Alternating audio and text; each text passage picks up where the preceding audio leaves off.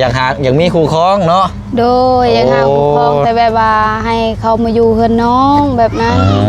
ไปอยู่เฮือนเขากับแบบคือน้องเว้านั่นแหละแบบไปอยู่เฮือนเขาแล้วน้องบ่อยากโจกออกมาโมเมนต์ได้อย่าตกใจได้อันนี้ของง่ายยังไงโอ้ยพี่น้องเลยกำลังจะออกมากินนี่ไปประกาศว่าใบยังนี่เคยเห็นอยู่บ่คุณอยู่บ่คุณ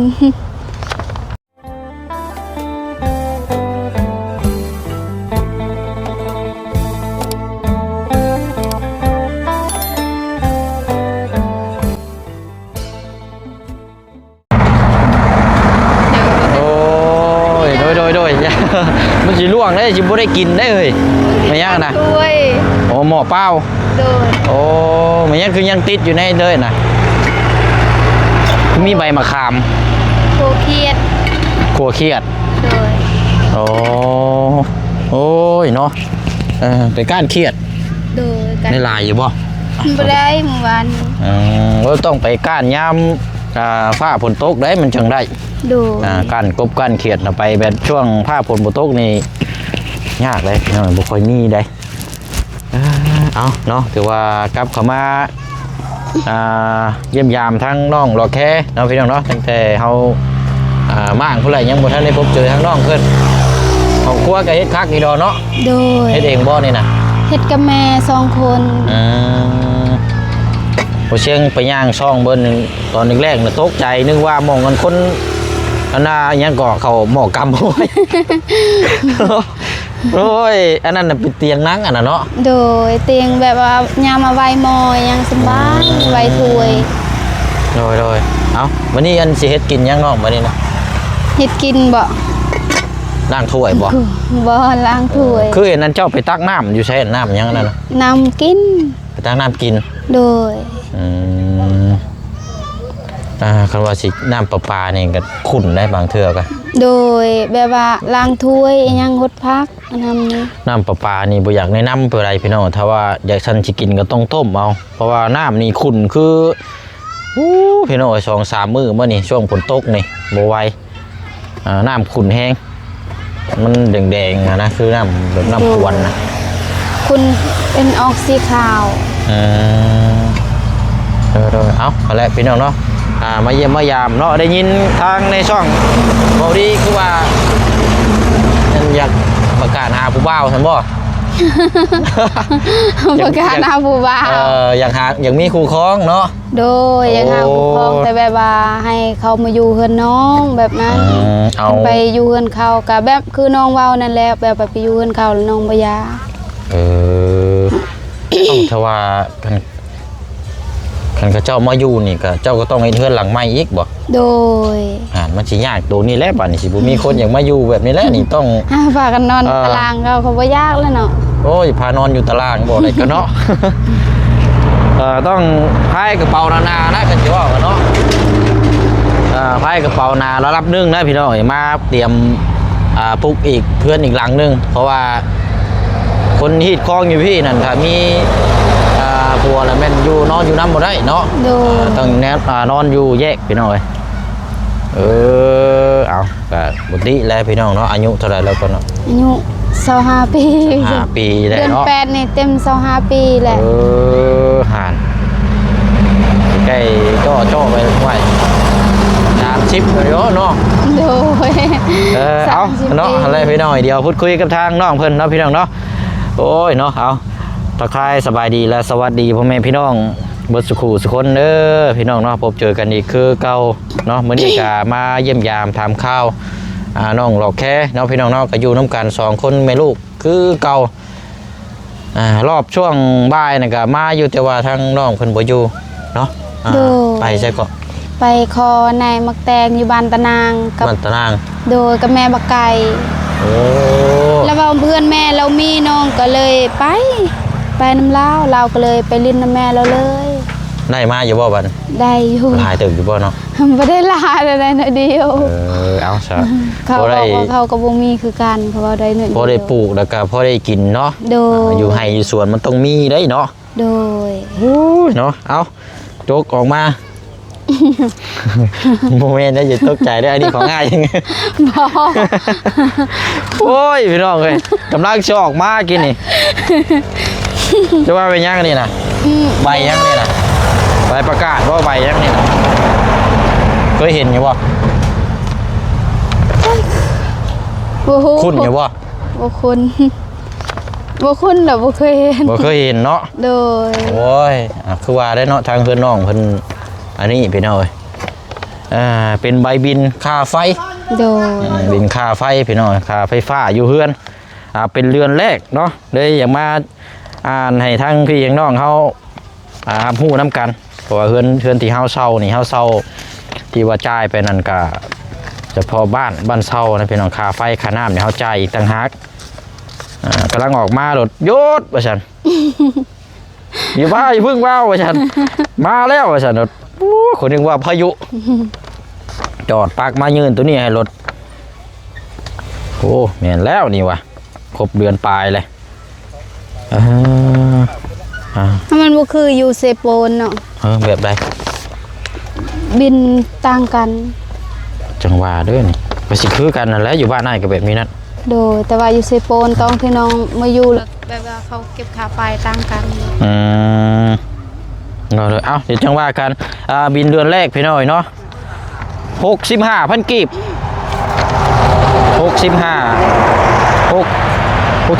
เนาะไล่ไปก็65,692 กีบตีไป66,000ซะพี่น้อยเนาะ66มื้อนี้เนี่ยนำเลขนี่65รถมื้อนี้พี่น้อยนี่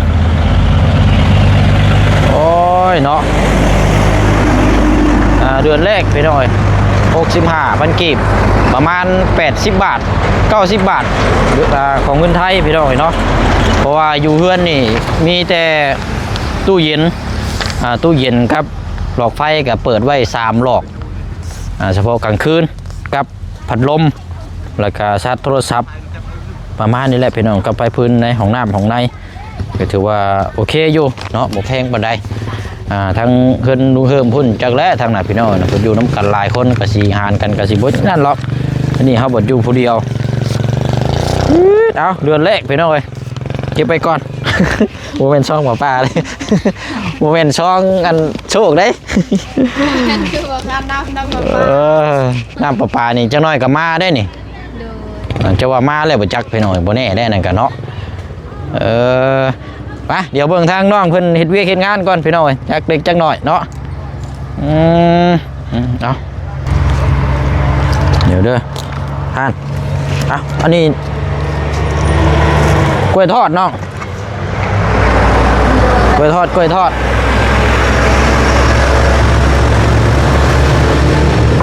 นะลองกล้วยทอดแล้วกับมันทอด ขอบใจเด้อ ลองกินเบิ่งไม่ยังหน่อยย่านเลยเพื่อนใกล้ทางนี่เนาะระวังเลยกล้วยทอด ไอ้ชื่ออะไร อยู่บ้านดงแต่ว่ามันอยากอันนั้นเน้นจังหน่อยมันยังมันอยากบริกรอบมันจังหน่อยเพราะว่าพระเจ้าทอดหึงได้อยู่บ่ แซ่บอยู่ ไปลองบ่ บ่ได้บ่เอาเราซื้อมาให้แต่บ่กินได้เนาะจะไปกินน้ำกันกับบ่คือได้บ่เอาแล้วให้ทั้งไปตู้แล้วมันก็ได้บ่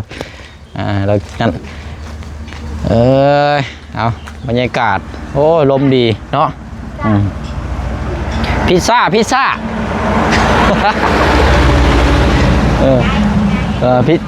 เป็นก้อนบ่เป็นพิซซ่าถาดเคยกินอยู่บ่พิซซ่า บ่เคย พิซซ่าเป็นแผ่นนะ เอ้าบาทนี่พี่น้องแต่ว่าเคยเห็นข้าเจ้ากินอยู่บ่ เห็นในโทรศัพท์ เห็นแต่ในโทรศัพท์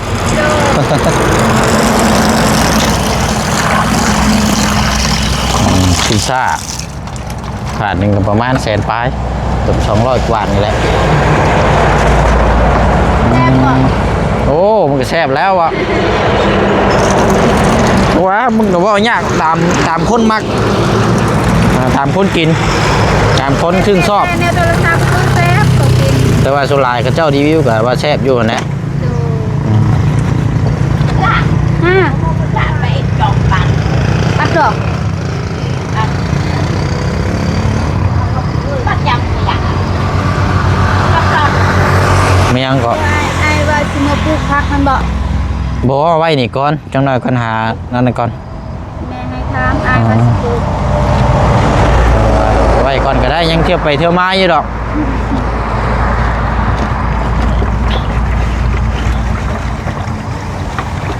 อันผักบุ้งมาให้เราตอนเที่ยงนะ เขาบุ้งไอ้บ่ ปลูกอยู่เฮือนนะ วันไอ้ผักมันบ่ มันหลายโพดแบ่งกันให้ทางลุงน้ำแน่พระเจ้าเมื่อนั้นเป็นผักบุ้งจีนผักบุ้งอันนี้ห้องก็ได้งามเจ้าไปพัดกินกับข้าวเจ้าคนจีนเขาเจ้ามากินมากแซ่บพอได้ใส่ต้มมีต้มยางอะไร ใส่กับมีก็แซ่บ ต้มใส่กะมีลวกในพวกนี้แหละพอต้มเฮ็ดข้าวเปียกได้เบิดนะ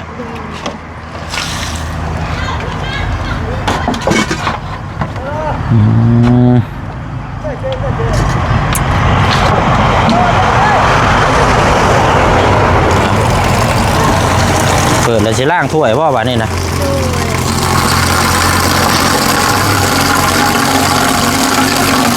ประกาศเจ้าก็เริ่มใกล้จะได้กินในเด้อนี่เนาะ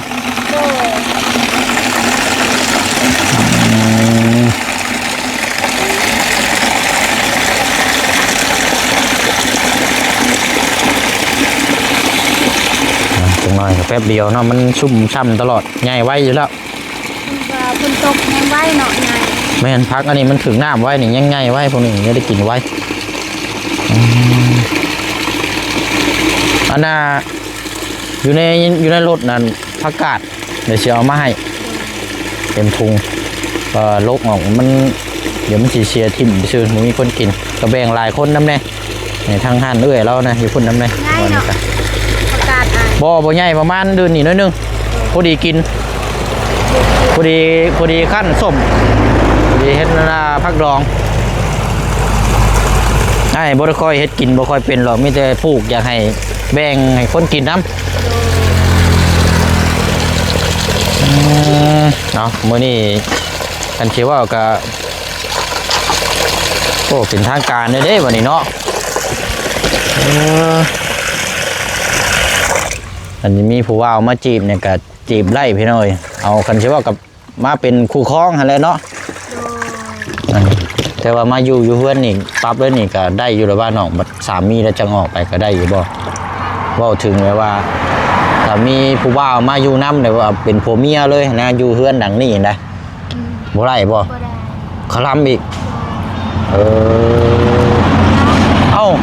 มันก็ต้องเฮาก็ต้องเห็นเพื่อนก่อนได้นี่แม่นบ่โดยต้องเห็นเพื่อนโอ้มาไหวมาคอก่อนเนาะมาไหวมาคอก็แหละก็เห็นเพื่อนไว้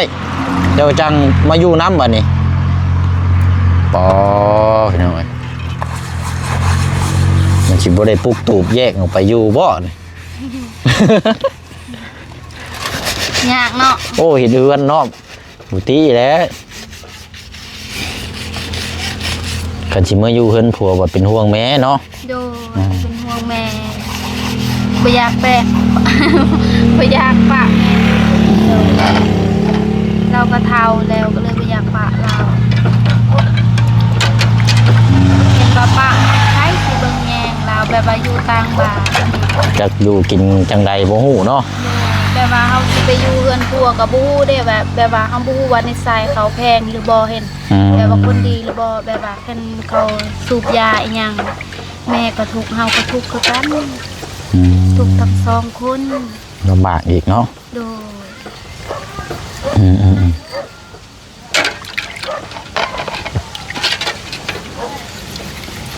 ก็ลองมีคนโทรมาดินมาจีบนั่นอยู่บ่ซะเนาะ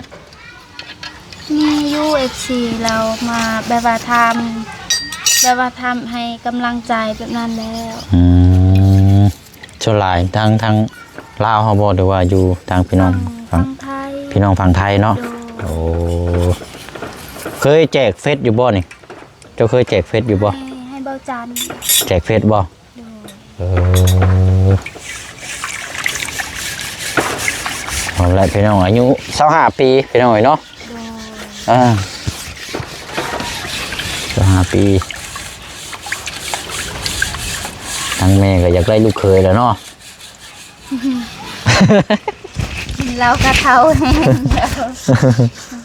เราก็เฮ็ดเวียกบ่ได้เป็นว่ามีคนเฮ็ดซอยเราก็เฮ็ดบ่ไหวแล้วอันนี้เป็นมีใครเฮ็ดเราก็เลยรู้ อืม ทำรู้ เห็นเราตัดพื้นตัดหยังอยู่ได้ โดย เฮ็ดวิกงาน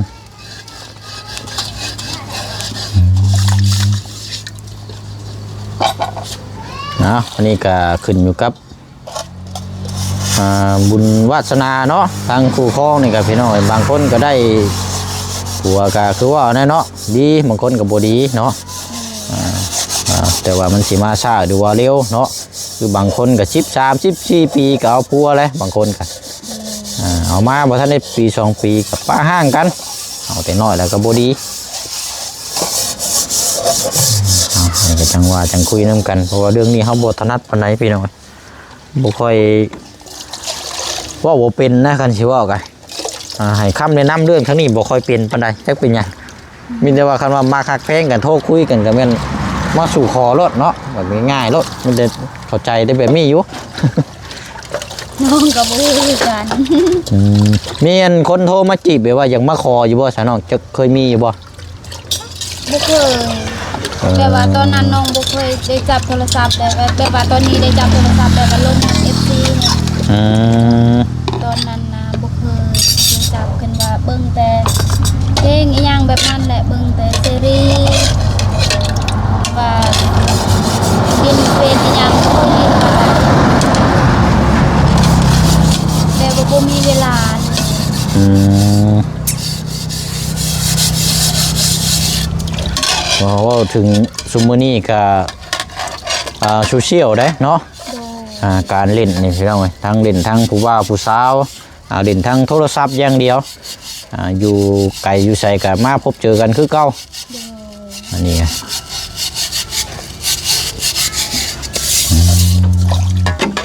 เอาเลย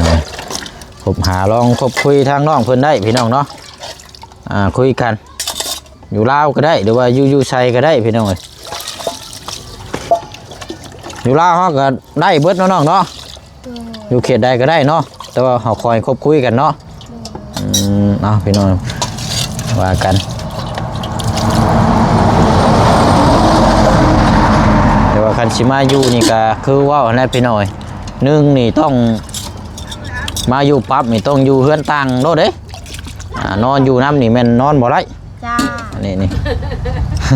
จอก แล้วก็ชิปูอยู่ใช่อันนั้น ห้าครับบ่ น้องว่าอย่าคิด บ่หากมันนั่นแนะนำบอกเราสิซื้อคันว่ามีหมองโลงหมองปลูกกระปุกนะมันแตกไว้คันว่าบ่มีก็ตัดทิ่มเลยแล้วสิเป็นหยังเอาแต่ลำมันอะไรกินหากมันบ่ให้ลกมาให้เด้เขาว่ามีหมองโลงใส่กระถางกระปุกนิ่มๆไว้แล้วมันเวลามันแตกขึ้นมาน่ะมันหลายอันนี้นะบุ้งนี่นะเพราะมันเป็นผักบุ้งล็อตแรกเด้ผักบุ้งอ่อนล็อตแรกคันว่าบ่มีหมองโลงก็ตัดแล้วก็ตัดทิ่มเลยแล้วก็กินแต่ลำมันนั่นแหละลวกต้มใส่มีลวกกินบำรุงสายตาไล่ผักบุ้งพวกนี้นี่ลองเบิ่ง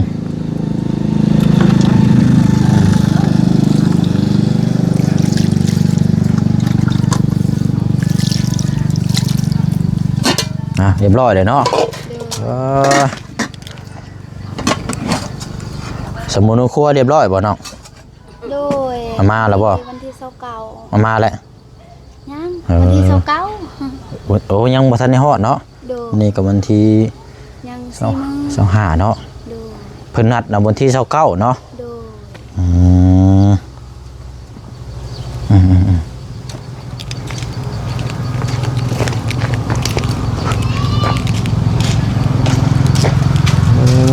เอา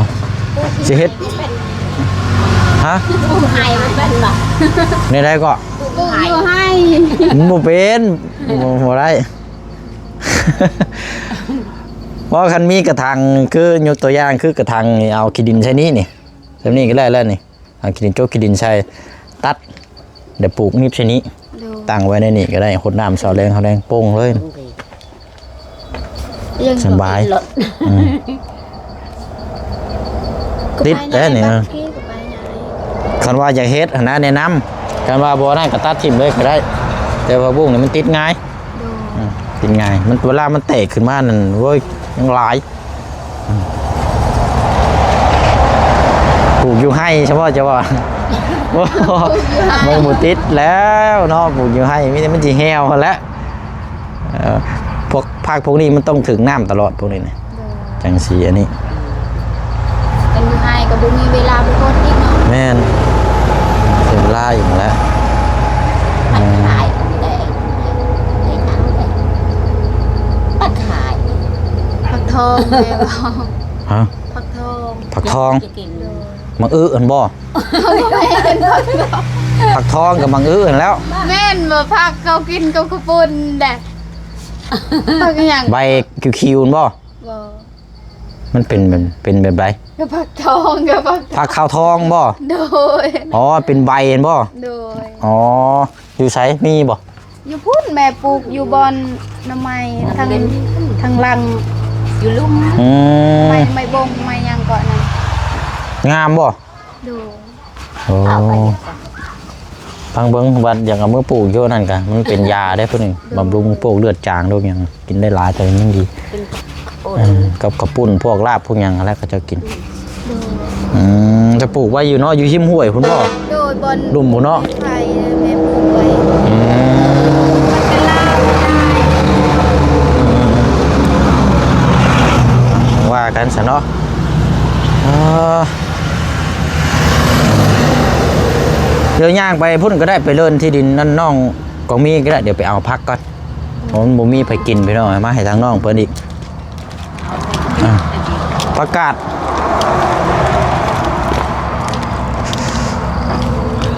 เถื่อมาขั้นสมโอ้ยกินยังอันนี้ยังบงบ่อ๋อป้ายเลขดีนี่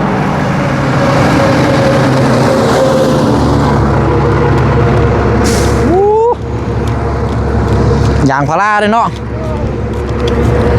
นึกว่ากินโอ้ยนึกว่าปลาแดกมาแต่ใส่โพดโพด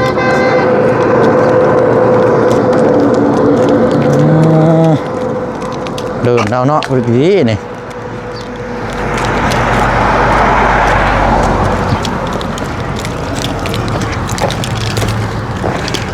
มันชงสีแน่นนะวันนี้เนาะแต่ว่าปัญหานี่เวลาน้ำมาติถึงพุ่นที่เนาะมันจะไปทางไหนนี่ ทางนี้มุดนำไป น้ำทะลักให้เจินไปเบิดเลยนี่ซ้ำสิกวดซ้ำสิดูแลแล้วเรา บอกกันเขาให้รถฟอร์ดนั่นเฮ็ดเป็นคลองเราอันนั้น ต้องเห็ดคลองน้ำน้ำอันนี้ผมมีคลองน้ำมันทะลักมาพื้นนี่จะกัดเละอีกเด้นี่น้ำมันเข่าเลยต้องเห็ดคลองน้ำลงไปพุ่นบ่หรือว่าเสียลงไปพี่ต้องเห็ดคลองน้ำน้ำโอ้ยโคตรเห็นสภาพรถพี่น้องเอ้ยเฮ็ดเอาอีกเฮ็ดแบบไรกันจังว่ากันเมื่อล่างจังน้อยเด้อ โดย ประกาศ แซ่บผักกาดนี่ลวกกิน ประกาศซองบ่ โดย มันเอาไว้แต่มันสิเถ่าเหี่ยวซื่อๆแล้วเอาเมื่อขั้นสมหรือว่าแกงใส่กระดูกหมูก็ได้พวกนี้เนาะเนี่ยอยู่ในกินแซ่บเนาะเอาอะไรพี่น้อยผมมีอย่างมาฝาก นี่กันแซ่บเลย โอ้ย ผักกาดนี่น้องกระบง เอาอะไรเห็ดอยู่เห็ดกินให้เราเนาะอย่างว่ากันพี่น้อยเดี๋ยวสิเดินทางไปต่อก่อนบัดนี้เนาะ3 ค่ำหมดแล้วไปเบียกต่ออีกก่อนเอาเห็ดอยู่เห็ดกินเลยเสนอน้องเด้อ สบายดีเด้อ เด้อเอา ใจลาย คันว่ามีผู้บ่าวติดต่อมาหาอ้ายนี่พร้อมคุยเลยบ่ ๆโดย ลองคุยเบิ่งเนาะ โดย อันนี้ขึ้นอยู่กับเจ้าแล้วเจ้าเว้าเองได้ เอามันบ่เกี่ยวเด็กขึ้นมาคนมักกันก็เอากันได้ แต่แบบว่าบ่มักกันก็ลมกันได้บ่เป็นหยังโดย ลองลมเบิ่งก่อนเนาะลมคุยคมหากันพี่น้อยเฟซชื่อว่าในใดเฟซ ซื้อลาลา เป็นภาษาอังกฤษบ่ โด น้องลาเนาะน้องลาเป็นภาษาอังกฤษพี่น้องเอาแหละเนาะแต่ว่ายังไงกันแต่จะคบคุยมันเดี๋ยวบุเชียงสิเอาเฟซให้น้องคนอันเอาเฟซให้แล้วก็ล้มกันเบิ่งเนาะแต่ว่านึงมากก็คือว่าอะไรพี่น้องชนเผ่ามันบ่คือกันได้แต่สิมาอยู่น้ำเล่านี่ก็ต้องให้เพื่อนอีกหลังนึงก่อนถ้าอยู่หลังนี้เลยนั่นบ่ได้พี่น้องคลำ เห็นว่าขึ้นเรือนแบบว่าเวลาที่แบบว่าเขามักเนาะอยากให้เขามาอยู่ก็แบบว่าเรื่องเรือนเนี่ยกันแบบว่าอยากอยู่ไกลแม่ได้ทุกข์แห้ง แม่น แบ นะ บมีเรือนอีหยังใช้แน่เนาะ พอปลูกใกล้ๆกันก็ได้คันเฮามีที่ดินเนาะปลูกข้างๆติดกันแม่ก็อยู่หันลูกก็อยู่นี้แต่ว่าอยู่เป็นคนละหลังเนาะอย่างนี้พี่น้องได้คือกันอันนั้นครับแต่ว่าต้องและต้องคบคุยกันเนาะถ้าสิให้น้องเพิ่นไปอยู่เพิ่นผัวเลยว่าน้องเพิ่นบ่ไปพี่น้องเป็นห่วงแม่เพราะว่าแม่ก็บ่มีพายุเลยตอนนี้ถ้าไปก็ซ้ำป้าแม่เลยได้เนาะแม่ก็เฒ่าเลยอายุก็หลายเลยในลงหน้าลงล่างอีกพอแห้งอยู่แล้วพี่น้องเนาะเอาจังไดก็จังว่าจังคุยนํกันเด้อเอาดีไม่แห้งเนาะสบายดีพี่น้องเอ้ยเดี๋ยวไปเวียกต่ออีกก่อนไปเนาะแบดเบิดบ่จักนี่โว้ยพี่น้องไปคักบ่บักนานบ่ได้ยินเสียงแค่บ่จักนี่สร้างเป็นแท้นี่เอาอย่าได้เฮ็ดนี่ได้ซะว่ากันพี่น้องว่าเองละไม้มันก็บ่ค่อยดีเลยตามสภาพตามไม่รอบใช้งานก็นักเลยไปทำนั่นแหละพี่น้องเนาะลาพี่ละน้องกันเด้อเนาะมาเยี่ยมยามตามข้าวหาน้ำกันเนาะทางน้องเราแค่พี่น้องเนาะกะเรื่องหาครอบครัวทางผู้ครองนี่กับบุตรเลยพี่น้องทางน้องเพิ่นกะอายุกะนั่นแหละเจ้าชีสหาเลยพี่น้องเนาะนะครับในการลองคบหาทางน้องเพิ่นเบิ่งพี่น้องเนาะคบคุยกันบ่ได้เสียหายอย่างดอกพี่น้องเนาะน้องเพิ่นเปิดใจพี่น้องเนาะไปเนาะสำหรับทางผู้เชี่ยวชาญก็จะได้ลำลาไปอีกคือเก่าคือเดิมเดี๋ยวไปเวียกต่ออีกก่อนเนาะพี่น้องเนาะจนค่ำจนมืดพุ่นแหละเนาะบ๊ายบายเด้อพี่น้องเด้อเนาะเบิดสุขุสุขคนเนาะสบายดี